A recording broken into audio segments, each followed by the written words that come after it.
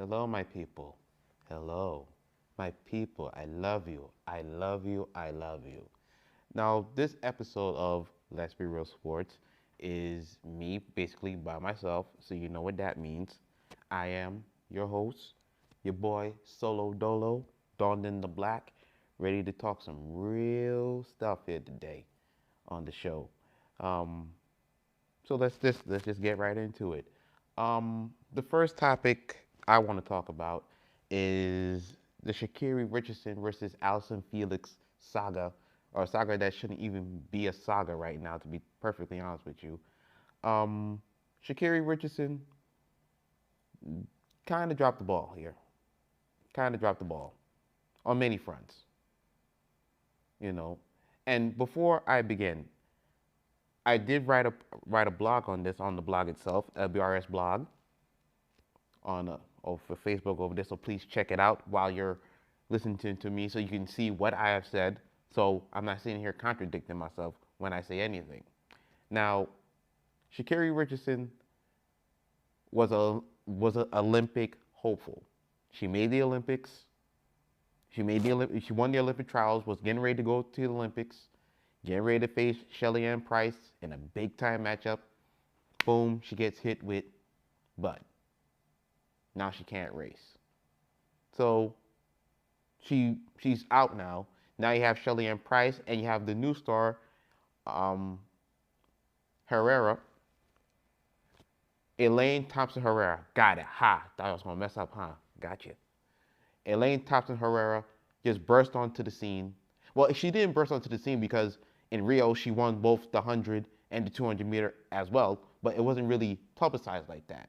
So now when she came back this year and pulled off the same feat and broke the 100-meter world record and for the Olympics, like it was just like amazing. And then you have, of course, Shelly Ann Price coming in second.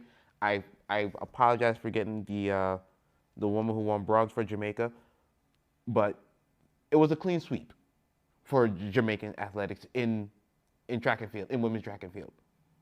They're probably the most dominant force in track right now. Period. Maybe it's the ITEL, maybe it's the dumpling, the dashing, aki and sawfish, whatever it is. It's something. And it's pure and it's natural.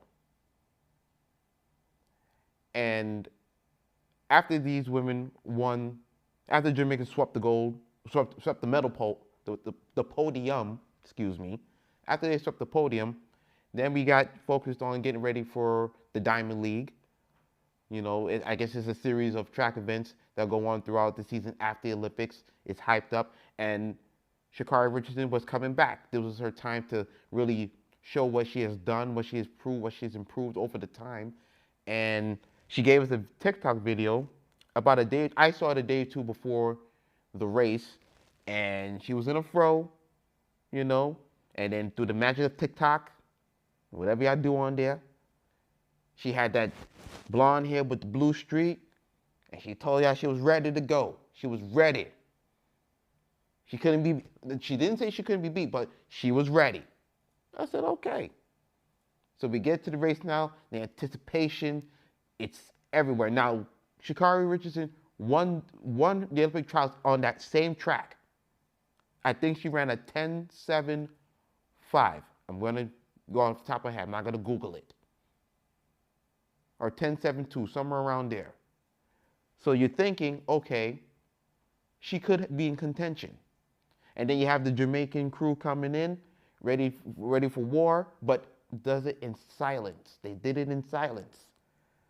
So as the anticipation builds up, you could cut the tension with a knife, and then from the word go, boom! They're off, and they're running. Right now, the first 10, 20 meters, it's looking okay, but you can see the power starting to show with the Jamaican runners. Miss Herrera starting to gain her speed, and Sha'Carri was there for a little bit, but then she was starting to fade back, ever so lightly, fade back, and it started to become even more faster, fading back, fading back, fading back, and fading back, and fading back. She faded back so far, she came in last. I said, wait a minute. all that talking and she came in last? Well, hold on. Before I get to that part, I want to acknowledge Miss Herrera herself because she's on the precipice of racing immortality. Not since 1992, since Flojo, Florence Griffin Joyner herself, broke the record of 10.49, no one has come close. And now this woman, this Jamaican black strong woman, Elaine Thompson Herrera, who ran a 10.54. See, the commentator tried to give her a 10.2, but she corrected her, 10.54. A new personal best and the second fastest time ever. Ladies and gentlemen, this young woman is about to really break a record who we thought we'd never see broken ever again. And I want to make sure I'm doing my part to give that woman her respect. Because that's not easy to do. To break 10.5, and she probably could have ran faster, who knows? But this is a momentous moment. And who knows, she could probably break the record within the next few races. 10.54 she ran, the world record, the all-time record is 10.49. She can literally break the record within the next couple of months, or however the track season goes, or they can wait till or whatever. I believe she's going to break 10.49. I'll give you more better. I think she can go 10.4. 10.4. If she really is grinding on it, I think she can do 10.4. And that in of itself would be so amazing. But then now, after that, the race is over, which should have been highlighted as a great feat. Sha'Carri Richardson comes in. Oh, I'm still that. Like, come on now. We need all that. She pulled a Johnny Manziel almost, to me. Like, we need all that? Come on. You lost badly. We seen the memes with the Timbs on and the butt in your hand. Maybe that was slow down. But oddly enough, well, I mean, first of all, she ran an 11.14. Damn, that's slow, considering their time. And before anybody says anything about, oh, you can't beat her either. So relax. All that time after I wrote the piece, I'm like, oh, why everybody talking about this? You can't beat her either. What are you talking about? She literally stole a moment from this young woman who is literally on the precipice of greatness. You talked all that, and everybody know. She 21, Sha'Carri 21, she know. Once you sit there and you say something like that, you got to show up. Period. If she would have finished third, fourth, fifth, I'm like, all right, we good. You know, she good. She got to do a little bit better. But we would have been okay with it. She came in dead last. And then sat there and just went on a rant like, why? Okay, you're the sixth fastest woman ever. Okay, good. You got to do better than 11.4. What the hell were you doing for a month? And I know the jokes are out there talking about she's probably chiefing on some more weed and everything and whatnot. I don't know, but that ain't good. That was not good. And then Allyson Felix came on national television on a Tuesday night on Jimmy Kimmel Live. I watched it. And I think Stephen A. asked Allyson Felix, what would you like to say to Sha'Carri Richardson? And she basically gave a statement of, okay, I hope all the best for her. Hope she gets all the best help she can or whatever the case may be. And then Sha'Carri just says, and I'm paraphrasing, just F it all. I don't care about that. Almost like, I think Sha'Carri think it was lip service. Like Hollywood lip service. Like you say something like that, just smooth it off just to say whatever. But maybe Allyson Felix was serious. We don't know. I would like to believe Allyson Felix was serious about saying, hey, hopefully she gives support, and maybe even reach out to her even. But she didn't have to go and do all that if she felt that way. Come on now. All she said was, "Hey, I hope you get the help you need. I hope you really get yourself together, I guess." And I guess she just didn't take too kindly to it. She probably thought it was lip service. But you can't go at her like that. Like, come on now. Come on, Sha'Carri, come on. You gotta do better than that, man. Don't go down this slow slope when you're making bad decisions. Everybody keeps saying she needs to PR people, but I don't know if she's gonna even want to take it. She feel like she's our independent person. She's gonna do what she's gonna do. And at the end of the day, what you gonna tell her? It's up to her to figure out, does she really need that to help her stop herself from saying things crazy and stuff like that? Or is it like, just F it all? I don't know what else to say about that. It's kind of crazy. Someone reaches out to give you help and you just shoo it away. It's wow. What can you do? I tell people this all the time. Do not burn your bridges. If you know me well, I've said this to you. I've said it to you many a time. Do not burn your bridges because you don't know when you're gonna need that help again. And I hope for Sha'Carri's sake, she can just go out there, get herself back together again, get herself in racing shape, so she can go out there and do what she does best: race and entertain. Hopefully, she can't run no 11.4 again, 11.14 again. That can't be done again. That cannot be done again. That can't be done again. Please, I think she can do better. She can do way better than that. Well, hopefully, I pray and I hope she can just get out there and just be free. Do you? You don't need all the talking. You already know. We already see that don't work. Get back on that. Get back in the lab. Do what you got to do, and get yourself back out there and raise yourself again to the level. There's so much for Sha'Carri out there. So much. There's so much. She could do so many things at such a young age and reach so many people. She got to try to turn it around, though. She got to. And I hope she does. Hell, she could say, F me for all I care. Hey, I just wanted to do well. I just wanted to succeed. I wanted to succeed. I think everybody wants to succeed, But you got to get in tune. You got to pay attention to what's going on. Please do, please. Whew, that was a lot. Let me catch my breath here a little bit, folks. Whew, okay. All right. On to the next topic. A topic I can't believe I'm even talking about, given the fact that the people involved, one's a social media / boxer now, and one is a former UFC welterweight champion. I'm talking about Tyron Woodley versus Jake Paul tonight at 8 o'clock. And all I have to say is this. I don't know what happened to Tyron Woodley, but ever since he lost to Kamaru Usman, he has not been the same. I don't know if I'm the first to say it. I think everybody can see now. Something's up. Because ever since he lost the title and the fashion he lost it in, every other fight since then's been first round, he comes out, 20 seconds, he's there, he looks like Tyron Woodley, and then boom, he just shuts down. And I'm sitting and I'm looking here like, who is this guy? This guy used to be the champion, a feared champion. He defended the title, the welterweight title, 4 times in succession. What happened?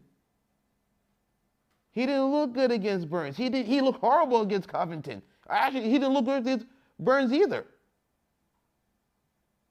The last 4 fights I've seen was like, why is he out there? Is he just sitting there collecting a check? And far be it from me, hey, I'm not getting in there fighting. But when I'm watching this guy, I'm like, yo, I don't think he should be in there if he's gonna sit there and just getting his ass beat. And not even trying.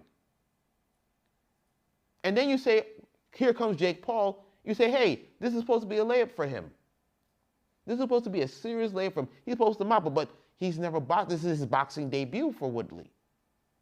At least Jake Paul's had his amateur fights. He's for social media people, an older, retired UFC fighter,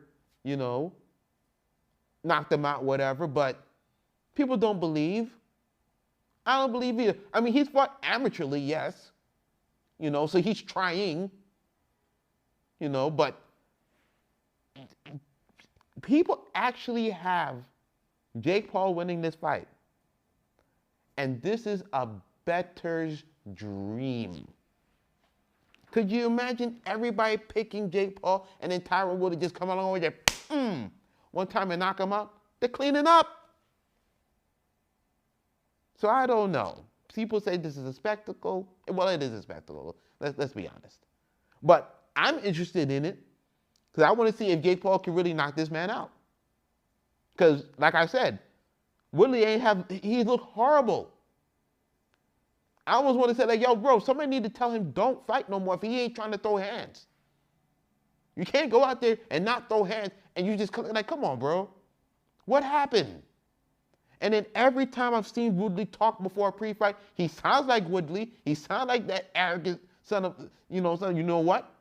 He sounds like himself.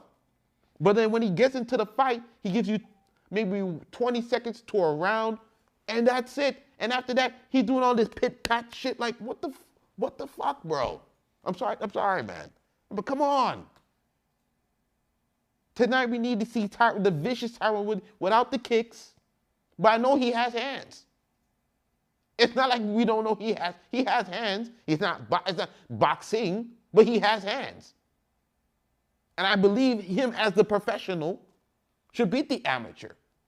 That's how it should go. But again, oh my God, it's frustrating just talking about this. Again, Willie has to throw his hands. Don't sit there and let this man sit here and mollywop you for whatever rounds it is. That ain't gonna look good. It's gonna become a sideshow. Like, come on, man. I'm gonna pick Willie to win this fight tonight. I really am, because it should not be this hard for him. Not saying I can do it. I can't do that. I can't do that shit. But for him, this should be not light work, but you should be able to find his range and his groove. Like, you're the professional. There should be no reason why you can't be able to get no hit. Yeah, he's 6'1". He's a big guy. Tyron's like 5'9", maybe 5'10". But you should be able to know what to do to get in his kitchen and hurt him and make him feel what it feels like to be a pro of any kind. This shouldn't be hard. I hope and pray Woody can really come out there and like really understand the moment here. Like, get his career back going. Because he says he doesn't want to retire, so I hope he can, knock this guy out, or at least give him a lesson so he can gain his confidence back. I don't know if like I said, I got him winning, but I'm nervous about it. I ain't gonna lie to you. I'm a little nervous about it. Because I don't want to see this man get embarrassed in front of the world again. Like, again. This will be his 5th fight in a row getting mollywopped if it gets to that point. But I cannot see the pro losing against this guy, against Jake Paul. I can't see it. Can you see it? Can you see it? I don't know. Man. Tyron, come on, man. If you really in there, please, I'm begging you, show us who you really are once again, please. Don't go out like this, with this man beating your ass, like you stole. Don't do it. You was talking a lot of shit. Again, he was talking a lot of shit in that interview. Talking a lot of shit. You got your chains on, got your glasses on, got the stunning shades on. Jake Paul had the chains on. You got your stunning shades on. You talking about rap or not? No, man. I know you're trying to hype and build a fight, whatever. You need to worry about make sure your ass don't get knocked out. That's what you need to be focused on. Make sure your ass don't get knocked out. Please don't. Please. Please. And for Jake Paul, if he really yo, oh my God, if Jake Paul pulls this off, God help us. God help us. It's gonna start a flood of things you thought you've never seen. Shoot, everybody gonna come out the woodwork and start trying to box now. Carrot Top might even come back. Who knows? I think he did celebrity boxing too. Maybe not. I mean, I kind of remember. I'll go look it up. But man, if Jake Paul really pulls this off, jeez, damn.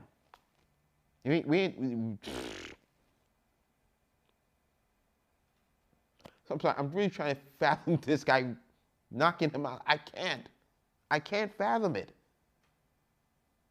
I can't fathom it, guys. I can't. It can't happen. I guess the intrigue is there. I don't know who's paying for it. I'm gonna try to go to a bar or something and watch the thing or something like that, whatever. But I ain't paying for it. I hope y'all not paying for it either. I'm sorry, guys, but come on. Ain't like it's Floyd out there. People gonna pay to see Floyd out there try to beat Floyd. We all know that. People ain't trying to see y'all in there like that. I ain't paying for it. I go to the bar. All that garbage. Man. I'm sorry, guys. Like, I'm really trying to fathom what's about to happen. If he really knocks this guy out. The memes are going to be ridiculous. I wonder how fast he can get him out there. Phew.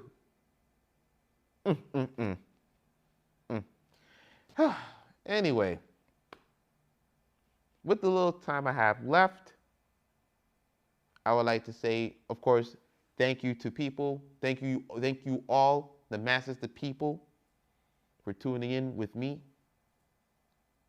today.